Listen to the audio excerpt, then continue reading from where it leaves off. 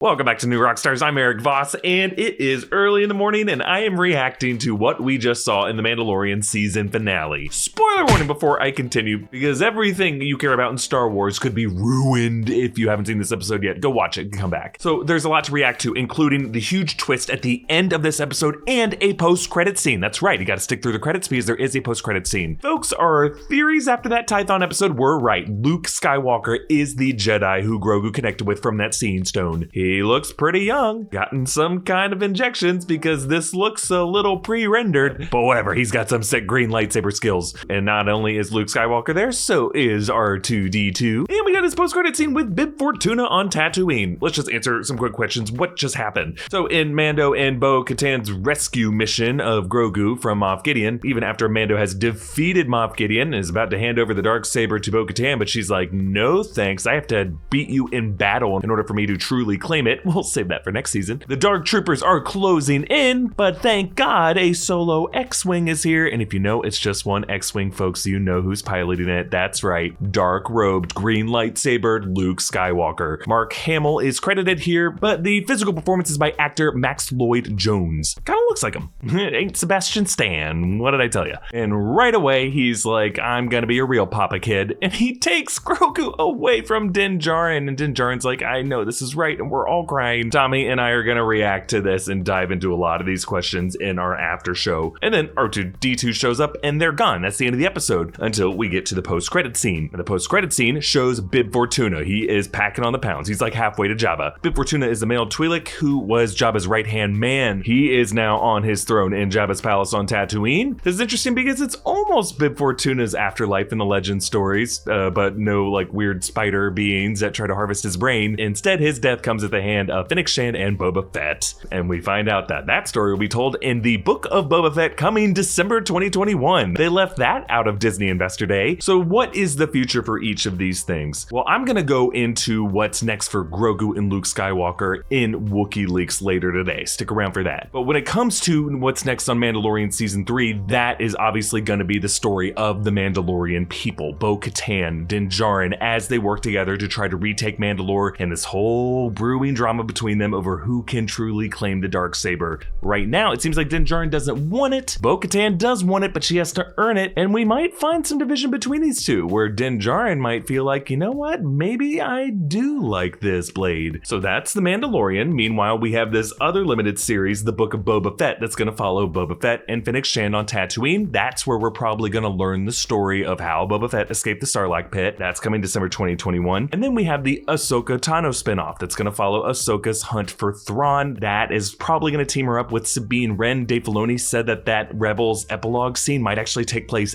after the Mandalorian series. So that whole search for Ezra Bridger with Sabine Wren, and while they're all chasing after Grand Admiral Thrawn, that's going to be in the Ahsoka show. But yeah, we are left with this question of Luke Skywalker and Grogu. Luke Skywalker is right in the middle of his mystery period in his timeline. He has not yet created his new Jedi Order. Ben Solo, future Kylo Ren, is born, but he's only 4 years old or so right now. We're still like 6 years or so away before that new Jedi Order 2.0 starts getting built, and there is some time here for Luke to get to know Grogu. Hopefully, though, we get to see Grogu come back on the show, though maybe next time we see him, it could be years later. Maybe we'll look at a time jump, and the next time we meet all these characters, it'll be 5, maybe 10 years down the line. We'll be in the midst of trying to rebuild Mandalorian culture, and then Grogu could come back following the whole Groot trajectory and come back as a moody teenage Grogu. Wouldn't that be fun? Hey, let me know what you thought of this finale. Don't spoil it to anyone out there. Let people discover this on their own. It's such a cool moment. Be sure to check out our great merch options at newrockstarsmerch.com. Subscribe to New Rockstars, hit that notification bell. Follow me at EA Voss. Follow New Rockstars. Be sure to watch Wookieeleaks later today. We got so much to talk about, and then my in-depth breakdown of everything you missed in this episode